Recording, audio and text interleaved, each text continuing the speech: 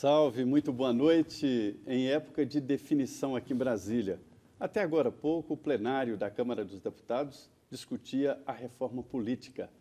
Este é um assunto muito importante. A política define o seu dia a dia, o seu aluguel, a sua alimentação, define a sua vida e como você vai viver. O que deu? Não foi aprovada a emenda à Constituição que definia dois pontos ali, os mais polêmicos. O primeiro é a história de instalar o distritão. Na verdade, a votação majoritária para deputados federais, deputados estaduais e vereadores. Outro ponto que está sendo questionado é aquele fundão de 3 bilhões e 600 milhões de reais com dinheiro público. Ele não será mais de 3 bilhões. A emenda foi rejeitada hoje no plenário da Câmara dos Deputados. Se for criado, o fundão terá que ir atrás de outros recursos, provavelmente do orçamento da União. Esse é o debate. Outra reforma política está sendo feita através das comissões, foi aprovada hoje e depende do plenário, que acaba com as coligações partidárias, define ali um limite para os pequenos partidos que terão que provar votos para ter acesso ao fundo partidário, ao tempo de rádio e TV, mas cria também a federação partidária, que é quase a mesma coisa de se fazer as coligações partidárias. É importante definir esses pontos porque eles é que vão levar você a eleger um deputado ou outro deputado. Corre por fora também o debate sobre a nova meta de déficit do governo, 159 bilhões de reais. A Comissão Mista de Orçamento discutiu ali, foi ao governo, pediu a recomposição de vetos à LDO, mas já é um início de conversa e isso é muito importante. É a política aqui em Brasília e por isso nós estamos diretamente dos estúdios da Rede Vida aqui de Brasília, agora no Frente a Frente. O nosso convidado de hoje é o ex-primeiro secretário da Câmara, o deputado Beto Mansur, que é do PRB de São Paulo e vice-líder do governo. Deputado, muito boa noite. Boa noite. Grande abraço a vocês, a Maria Trindade, ao Genésio e a todos os telespectadores. Pois é, o deputado Beto Mansur saiu diretamente do plenário e tem novidades que nós vamos falar aqui no programa. E aqui do meu lado, nesta mesa redonda, meu colega jornalista, Genésio Araújo. Ele é do site Política Real e especializado em notícias para o Nordeste, análise aqui dos acontecimentos políticos para o Nordeste. Genésio, muito obrigado pela participação aqui hoje no programa. Pronto aqui para ajudar, tentar esclarecer tantos pontos nebulosos dessa polêmica reforma que eu acompanho há tantos anos aqui em Brasília e que acaba nunca sendo resolvida, né? É impressionante como nós como jornalistas e os políticos que têm que fazer isso, ficamos frente a frente com a situação que a sociedade nos demanda, claro, especialmente dos políticos, mas nós sempre mostrando para a sociedade o que tem que ser feito e é frustrante ver o que a gente está encarando esses dias. Pois é, e excepcionalmente hoje, a jornalista Denise Rotenburg não participa aqui dessa mesa redonda, ela está viajando e no próximo Frente a Frente ela estará aqui conosco. E você pode participar e deve participar aqui do Frente a Frente.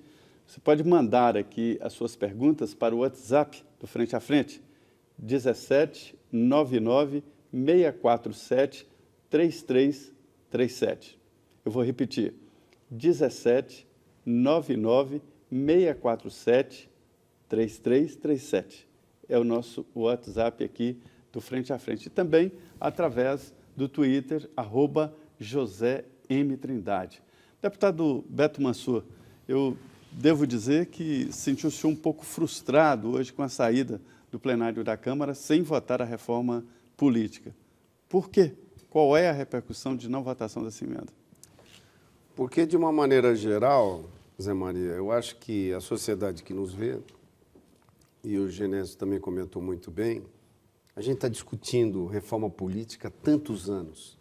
Chega na hora do voto, da votação, você não consegue votar, e aí você começa a discutir, não, vamos fazer o distritão, vamos fazer o distrital misto, vamos fazer o distritão misto. Acabei de sair do plenário agora, estava discutindo o distritão misto. Aí, fundo privado de campanha, fundo público de campanha. Então, com muita razão, a sociedade fica perplexa de ver que uma Câmara de Deputados e o próprio Senado Federal, durante esses últimos 3 anos, nós tivemos comissões abertas para discutir reforma política e a gente não chega, infelizmente, a uma conclusão. Eu já me posicionei, inclusive hoje no plenário, contra totalmente o financiamento público de campanha. Eu sinto o seguinte, você hoje, na situação que a gente está, financeira, e a gente também, inclusive, podemos discutir um pouco sobre isso, que a gente está numa situação muito, muito difícil, o Brasil. Tem aí um déficit tinha uma previsão de 139 bilhões de reais, aumentou 20 bilhões, o governo está mandando essa proposta exatamente porque, não porque a gente esteja gastando mais, mas nós tivemos uma arrecadação menor do que a prevista. Então, você retirar 3.600 milhões para jogar no cofre dos partidos políticos para a próxima eleição, isso, para mim, é indecente. Então, eu vou votar contra. E a outra questão que envolve é essa jabuticaba que está se inventando, que é o distritão, a brasileira.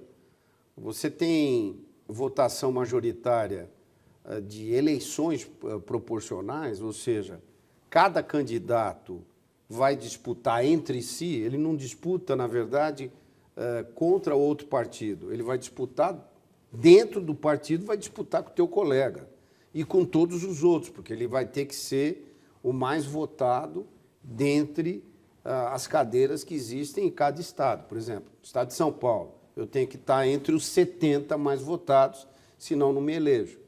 É muito bonito isso, você visualizar, falar, não, o político ele vai ser votado e o cidadão vai votar naquele político e ele vai se eleger.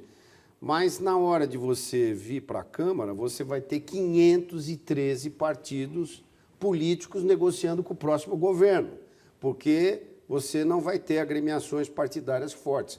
Cada um vai responder por si, porque ele vai fazer uma campanha majoritária dele próprio. Então, por que não funciona distritão? Por que eu estou falando que é um processo jabuticaba? Porque só tem no Brasil e em mais 3 ou 4 países no mundo. E isso não funciona.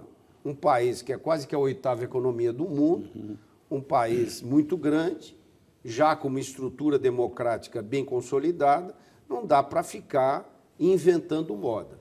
Então, eu defendo que a gente continue com o modelo que nós temos, que é o sistema proporcional com os partidos, você discutir, acabar com as coligações, eu acho isso bom, e você também ter cláusula de eficiência. Ou seja, o que é isso?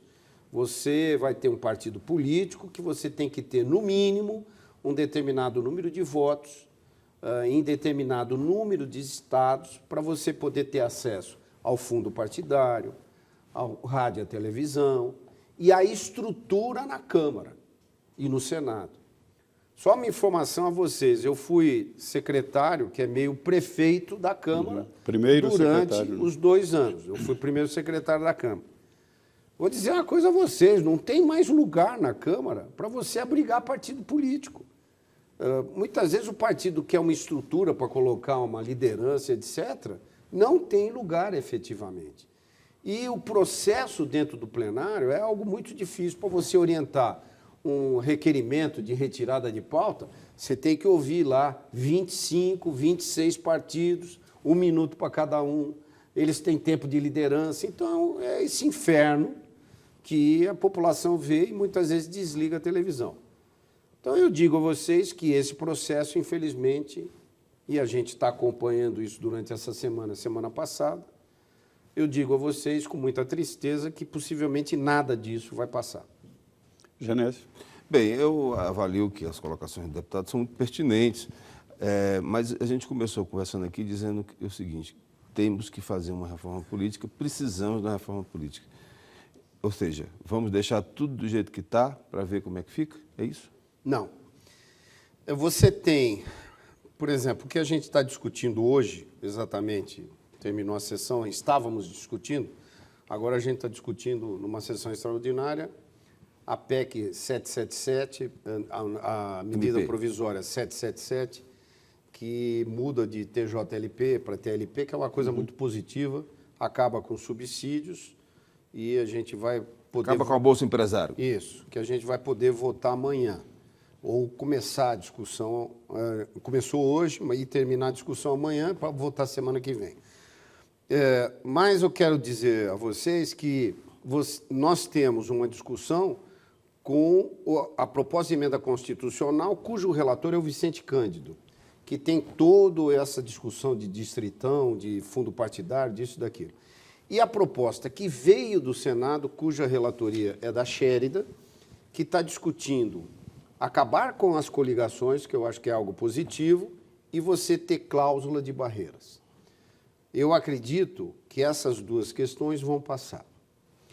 E se a gente conseguir... Mas vai ser reformado, né? Porque do jeito que está vindo lá, deputado, já é para valer para 2018. Sim, mas aí você tem destaque, mas ou vale para 2018 acabar com as coligações, ou você tem validade para 2020, como veio na proposta do Senado.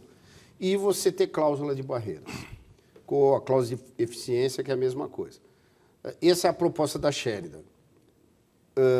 Que eu quero informar vocês é que se esse fundo público não passa, e a gente vai trabalhar muito para que ele não passe, vai possivelmente valer o financiamento privado de campanha, que o Supremo, em 2015, decidiu que não podia ter financiamento, porque não estava na Constituição. Ainda lembro, o Eduardo Cunha era o presidente da Câmara. Nós votamos uma proposta de emenda constitucional, aprovamos o financiamento privado e está no Senado hoje sendo discutido. Então, se o Senado vir que não se vota o financiamento público, ele pode muito bem votar o financiamento privado e aí, rapidamente, a gente vota uma legislação para ter regra. Não é toda empresa brasileira que é corrupta ou que vai se envolver em coisas erradas. A maioria, quase a totalidade das empresas são sérias. Então, eu não vejo nenhum tipo de problema de você ter financiamento privado, como nas grandes democracias do mundo que existe isso. Deputado, eu tenho conversado muito com o presidente do Senado e do Congresso Nacional, o senador Anísio Oliveira, sobre o fato de que muita gente avalia de que o financiamento privado pode voltar. Ele tem dito, inclusive disse para outros jornalistas, que esse é um tema de um grupo pequeno. Mas ele, obviamente, tem que se render à rotina do Congresso, que é exatamente a definição dos líderes. Ele tem sido muito antipático a essa questão do financiamento privado. Você acha que ele vai ser vencido pelas circunstâncias? Eu acho que sim. É lógico que o Eunício, como presidente do Senado, ele é uma figura preocupada com o que pode acontecer no dia seguinte. Então, ele fez visitas informais para o Supremo Tribunal Federal para saber se nós aprovarmos o financiamento privado, o que pode acontecer. Não que vá mudar algum tipo de voto no Supremo, até porque as figuras lá são todas independentes, mas eu acho que é de bom tom ouvir todo mundo para que a gente possa discutir com profundidade e aprovar o financiamento privado. Eu acho que essa é a tendência, viu? Pois é, nós estamos aqui com o deputado Beto Massur, vice-líder do governo na Câmara dos Deputados, um deputado experiente, foi prefeito de Santos, deputado há vários mandatos e tem muito a falar aqui no Frente a Frente. Nós vamos agora ao intervalo de 2 minutos e já estaremos de volta.